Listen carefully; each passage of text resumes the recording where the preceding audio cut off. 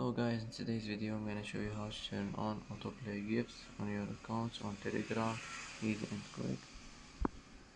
First click on these three lines and now click settings, now click shot settings, and now click animations, and here you will find this autoplay gifs. Just click on it like this and it will be turned on.